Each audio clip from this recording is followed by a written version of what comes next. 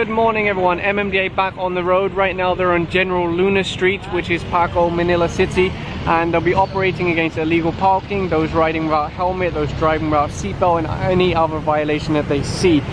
Now Mayor Isco has made a huge difference in the city. You'll notice there's much less illegal parking, and mostly the only illegal parking that we saw this morning was trucks, tricycles and jeepneys. And over here you'll see the Barangay chairwoman signing the coordination letter with the MMDA.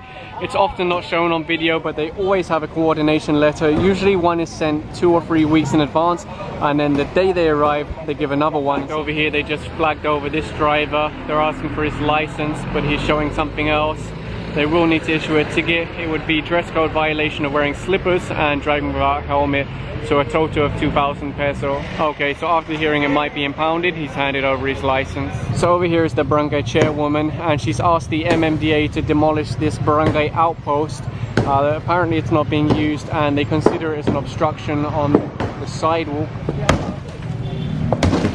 And if you notice those cars at the beginning of my video, they are being ticketed for illegal parking. And the enforcers here are also taking their own photos, just in case anyone contests the ticket. They can say, well look, we have proof that your car was parked here. And you'll see a couple of MTPB are also here just to coordinate with the MMDA and give any assistance that might be required. So the driver of this one is saying that the Barangay told her it's okay to park here. But according to the Barangay, they've advised many residents that it's really not allowed and that they installed signs. So he's explaining to her now that everyone is being ticketed. If she doesn't want to give a license, they would have to ticket it as unattended, which is a lot more expensive, and it would go to the plate number. The lady's now surrendered her license, they'll write out the ticket, send her on her way. And over here they're issuing tickets to all of these tricycles. You can see a sign in the distance, no parking, towing and clamping zone. And over here another MPCG team just arrived. They'll be helping with the demolition.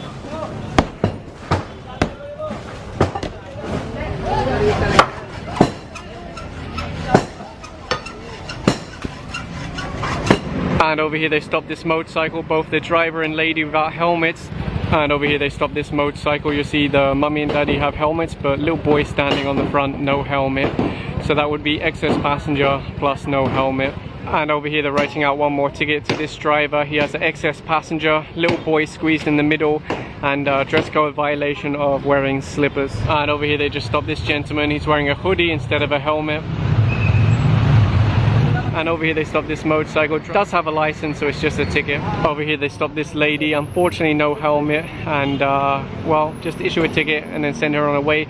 Advise her to push the bike until she gets a helmet. People often ask, why do they start from the bottom?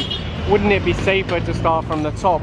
Well, the reason why they break all the bottom parts first is that the building will collapse on itself, and it saves them a lot of work. If they had heavy machinery, sure, they could start from the top and they could get it done very quickly. But that's the reason why they break all of the bottoms first, to try and make it collapse on itself. And I just noticed something over here. At first glance you might think, well, that's nothing. But if you walk a lot, if you're a pedestrian, you will know why this is here. Because this is a grounding plug for the electricity, but obviously it's not being used anymore.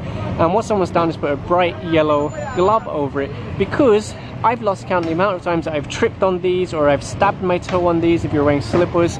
And yeah, well, maybe in an ideal world they would be cut and removed, but at least making them bright like this, less chance that people are going to trip on them. So yeah, thumbs up to whoever did that. And you see they've nearly brought all of this down. Hopefully the Barangay can come out and start bagging up all of the rubble so that it's easier for the dump trucks to take away.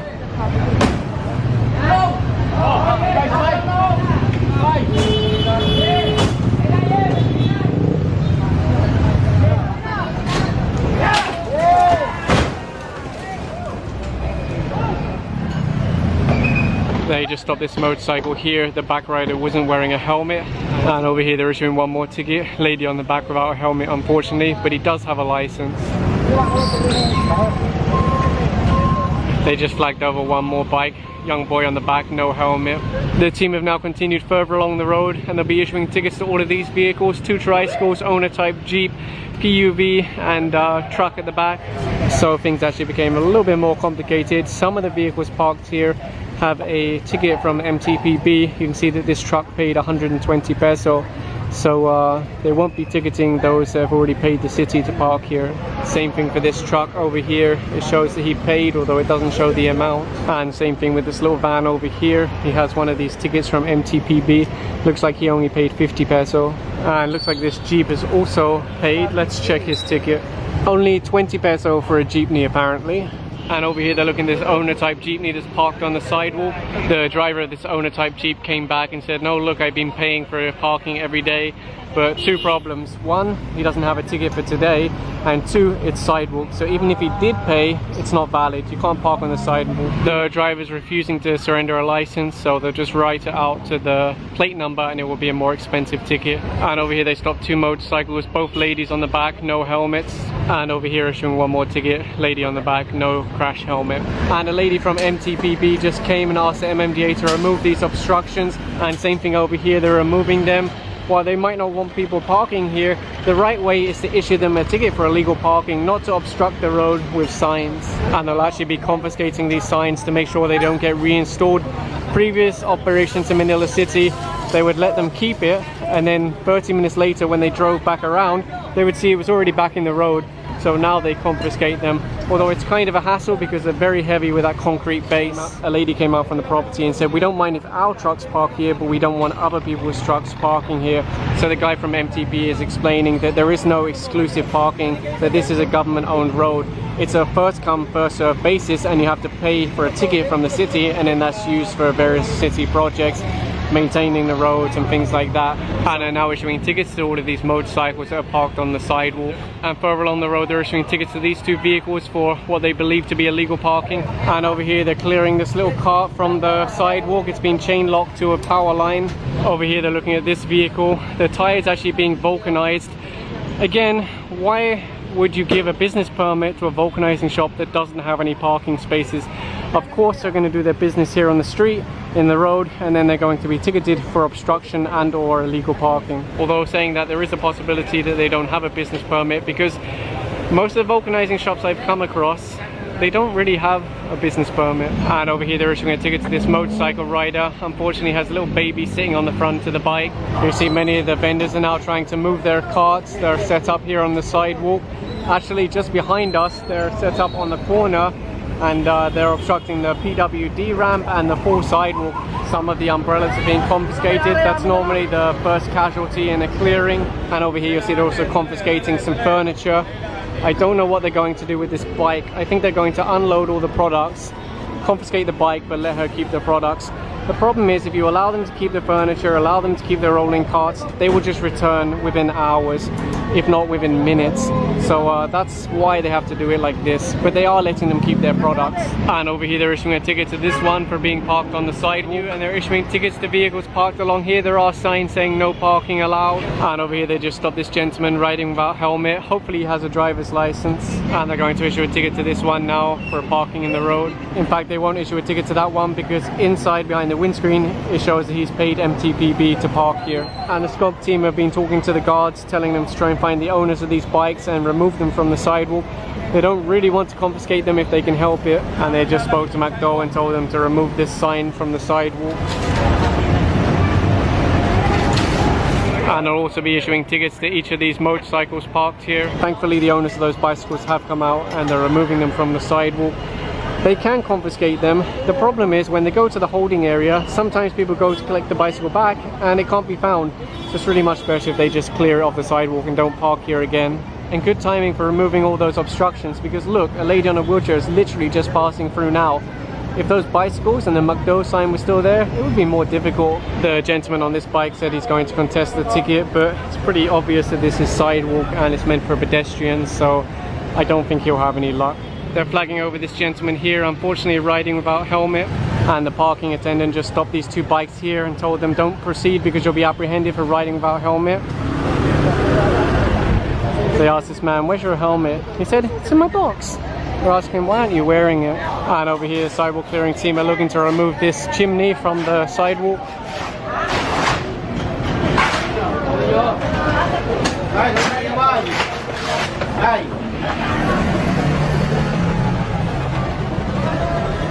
tried to flag them down, they refused. They're sending a bike after them now. Unfortunately, that motorcycle wasn't captured. Over here they're issuing a ticket to this van parked on the sidewalk, and this one parked in the road, and one more ticket to this truck parked on the sidewalk. You'll see that truck has now left the sidewalk, and well, the next obstruction is this property here, but the sidewalk clearing team are going to knock that down. Actually, the residents have already started coming out and self-demolishing, but the MMDA sidewalk clearing team will speed it up with their sledgehammers.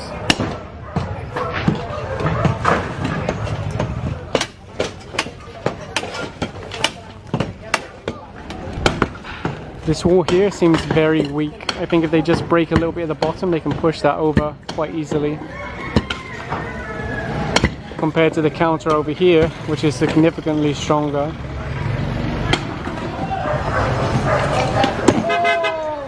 And they'll be bringing down this one over here. I think it was like a canteen selling food and drinks, but unfortunately it's built on the sidewalk, so they want to clear it.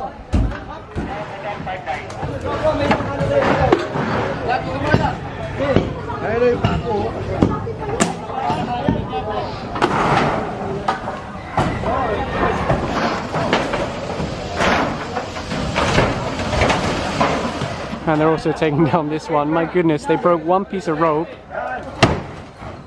and that's all it was holding it up, one tiny piece of rope. Imagine if there was an earthquake and people were standing here, my goodness. By the looks of this here, I'm guessing perhaps there used to be a building, because it looks like they've knocked down a wall. So hopefully the Barangay has been doing a little bit of work by themselves, and not just relying on the MMDA or the city to come in and do it. From what I was told, these structures here are actually owned by the Kagawad, who used to be the Barangay chairwoman. And well, the same rules are applying to everyone, whether you're a regular citizen or a Kagawad or a chairwoman or any other position. Clear the sidewalk for use by pedestrians. Maybe it was also being used as a piso net, because you'll see a lot of the machines are being brought out here onto the road, along with the drinks and other items they didn't want to have confiscated. Over here the property owners are using an acetylene torch to cut through this. They're going to self-demolish, remove it from the sidewalk themselves. So interestingly, just over here it's a basketball court that also appears to be used for parking. Many of the vehicles are moving out now. Interesting. I wonder if this is a public road that should be open. It looks like it, because it joins to that road over there, although very hard to pass through because it's been converted into a basketball court. It's not that unusual in Manila City, to be honest, but like I said, Mayor Isko has made huge changes here. In fact, you can see right here, obviously there's been demolition. Most likely there was a property that extended over the sidewalk, and yeah, interesting.